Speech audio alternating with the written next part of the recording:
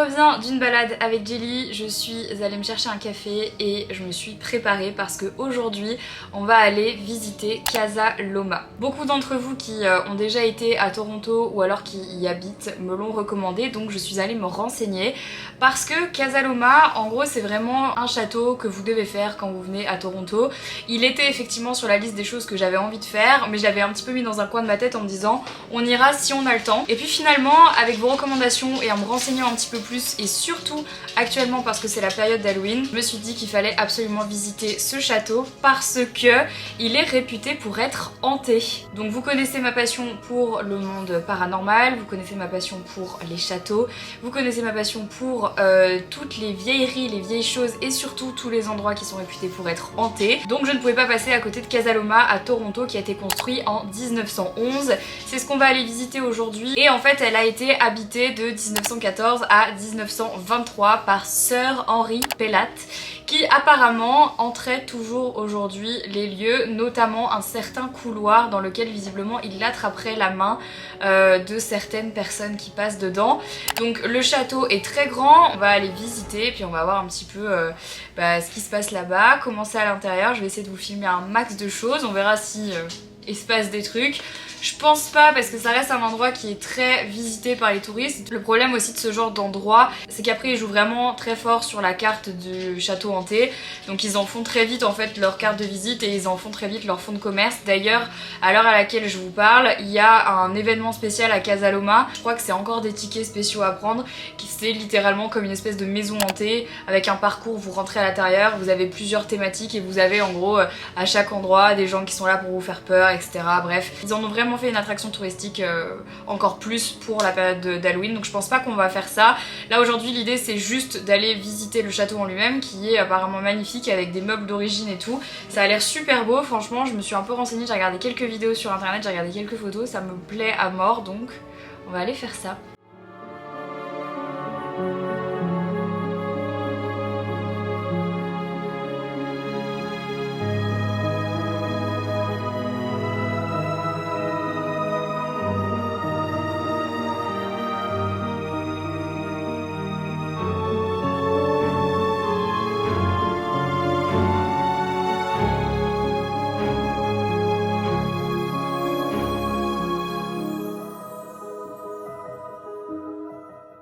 Les jardins sont fermés donc on peut pas y accéder malheureusement, il faudra qu'on revienne. Mais par contre on va aller visiter l'intérieur du château qui a l'air vraiment ouf.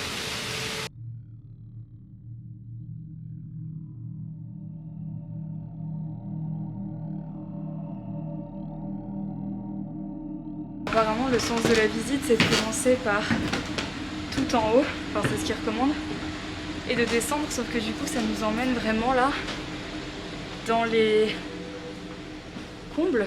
Putain, c'est hyper badant. Attends, Henri, attends-moi, genre je me sens pas bien. Comment ça? J'ai peur. Ah sérieux? Ouais, je me sens pas hyper bien. Je crois qu'apparemment... Tu vas trop vite. Ok. C'est le plus petit escalier jamais vu. Un peu flippant. Là c'est ouf, on a la vue sur toute la skyline. C'est vraiment beau. Hein. C'est dingue d'avoir ce bâtiment là quoi, en plein centre de Toronto.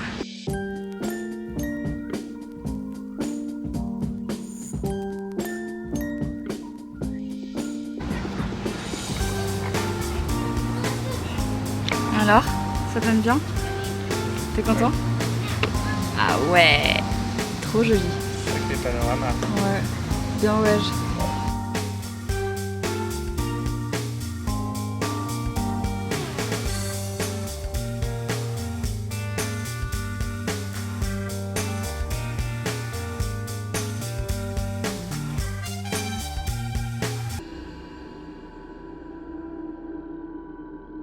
Alors normalement dans ce couloir, selon la légende, il y a certaines personnes qui se sentiraient t'attraper la main quoi.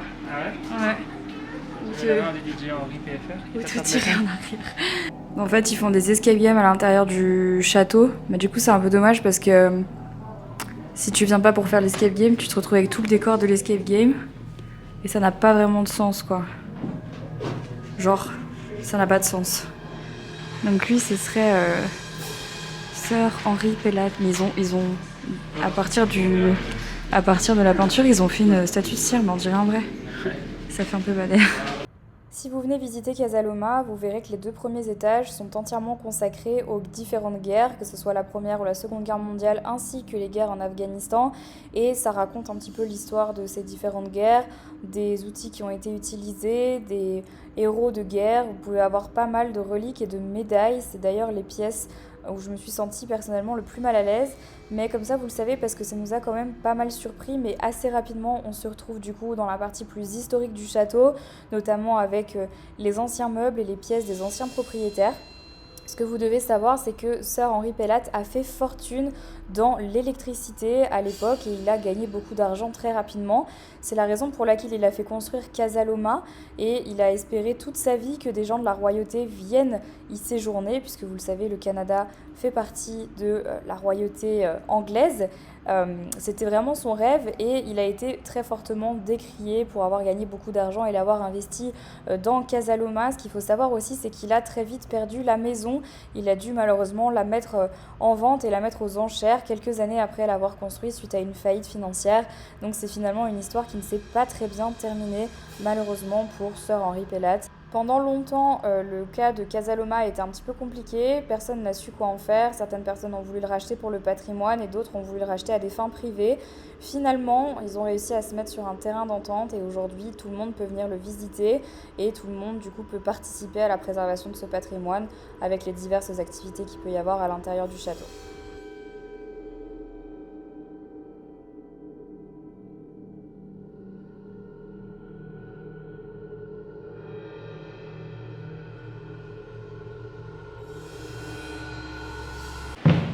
En fait, je trouve ça drôle la manière dont on peut évoluer dans le château. Genre, il n'y a pas de. Tu vois, enfin. On peut faire ce qu'on veut, quoi. Ouais, des escaliers dans tous les sens. Il y a des escaliers dans tous les sens. Il y en a encore là-bas. C'est vraiment, en fait, tu prends ton ticket et ensuite tu te balades dans le château vraiment comme si c'était chez toi, quoi. Il dormait pas avec sa femme. Oh non! C'est un vrai, tu penses? C'est super ostentatoire. Oh, les boiseries et tout.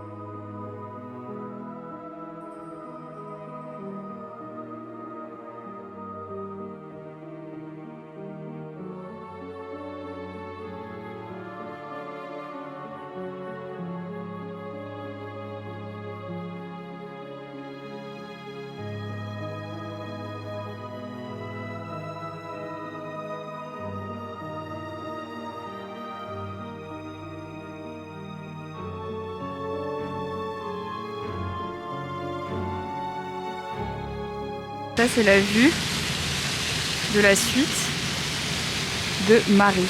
Incroyable. Hé, attends. Qu'est-ce qu'il y a? Mais lui, il s'appelait Sir Henry. Ah oui, c'est vrai! Et elle s'appelle Ah, je viens Marie. de capter.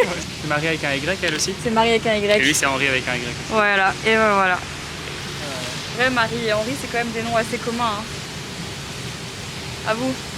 C'est pas les noms les plus originaux du monde. Non, nos parents n'ont pas été C'est très pas les originaux. noms les plus cool du monde non plus.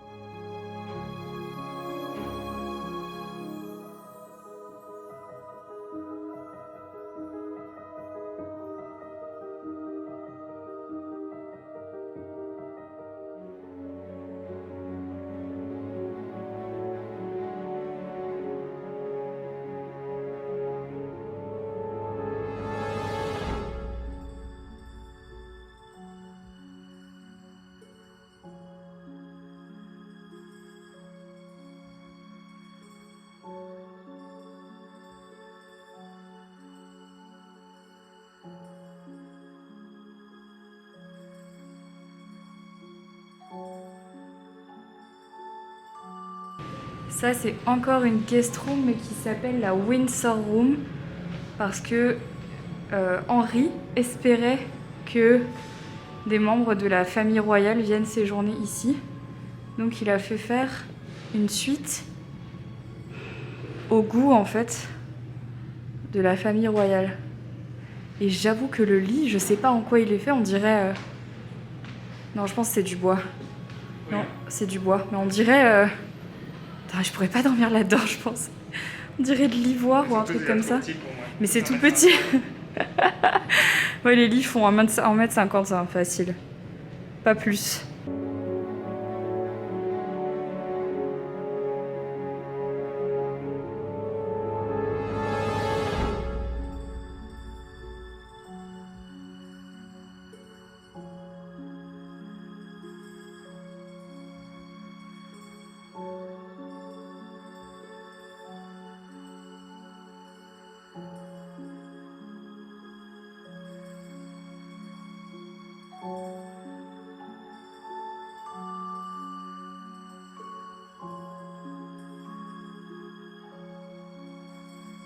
Bon, voilà pour Casa Loma. Alors c'était très chouette. Par contre, le seul truc que je trouve ça un peu nul, c'est qu'en gros, juste comme ça vous le savez parce que vous ferez pas la même erreur que nous, mais en gros la dernière heure possible pour visiter Casa Loma c'est 16h. Sauf que à 16h les jardins sont fermés et en gros à 17h c'est la fin de la visite. Donc ils te mettent dehors et là il y avait des trucs qu'on n'avait pas encore vus, notamment dans les tunnels en dessous. Donc c'est un petit peu dommage parce que je pense que j'aurais bien aimé voir ça. Mais sinon c'était hyper cool, en vrai c'est assez intéressant. Il y a pas mal de choses historiques et tout. Bon après en termes de paranormal je pense qu'il faut venir de nuit. Je sais pas s'ils font des trucs par rapport à ça, la nuit ou quoi. Mais ça pourrait être cool d'y retourner la nuit, mais je pense pas qu'ils le font. Par contre, en termes de paranormal, il y a juste une pièce où moi je me suis pas du tout sentie bien. C'est une pièce où il y avait plein d'objets de la guerre en fait. Genre des médailles, des trucs comme ça. Là je me suis pas trop sentie bien, enfin, je sentais que j'avais du mal à respirer. Sinon, c'est plutôt ok. Voilà, du coup là au niveau de Toronto, on est vraiment beaucoup plus au nord que là où on est nous, parce qu'on est vraiment dans downtown. Et en fait, vous avez été nombreux dans les commentaires du dernier vlog où je vous parlais du problème avec le Airbnb à nous dire que c'était plus joli ici. Et c'est clairement plus joli. Maintenant, je pense que pour le confort que nous on veut par rapport à la localisation, c'est plus simple d'être dans downtown. Je déteste parce qu'il y a trop de gens qui me regardent dans leur voiture. Ils se disent putain la meuf parle à sa caméra, qu'est-ce qu'elle fout, ça me gêne à fond. Du coup on en profite pour se balader un petit peu parce qu'on connaît pas du tout ici le quartier. C'est plutôt résidentiel mais c'est un peu plus nature et finalement un peu plus le Canada que moi je m'étais imaginé que downtown. Mais ça je pense qu'on le verra vraiment plus quand on commencera à sortir un petit peu de la ville. Typiquement la semaine prochaine normalement, si vous avez suivi sur mes live Twitch, on va aller voir les chutes du Niagara. Et là déjà j'ai trop envie parce que je pense que ça va être différent.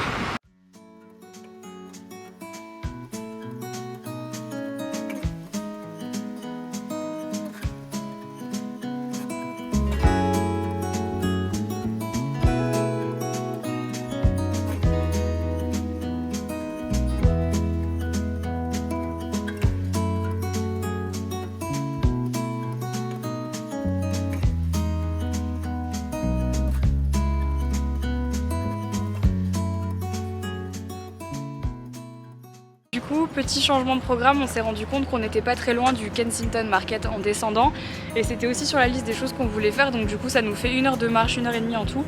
Mais là on est en train de passer par des petits quartiers résidentiels canadiens et c'est tout ce que j'aime dans une maison. Genre, si je pouvais vivre ici, vraiment c'est ce que j'arrête pas de dire à Henri depuis tout à l'heure, si je pouvais vivre là, je voudrais une maison comme ça. Genre, je vais vous montrer ce que je voudrais comme maison. Je voudrais ça, avec un petit Porsche comme ça. On vient d'arriver à Kensington Market et tout est cool, genre il y a une vibe ici. Il y a beaucoup de couleurs de cheveux différentes. Non mais c'est cool, il y a trop une vibe, j'aime bien. Ah, j'adore aussi. Tous les petits, les cafés, les boutiques, les bars.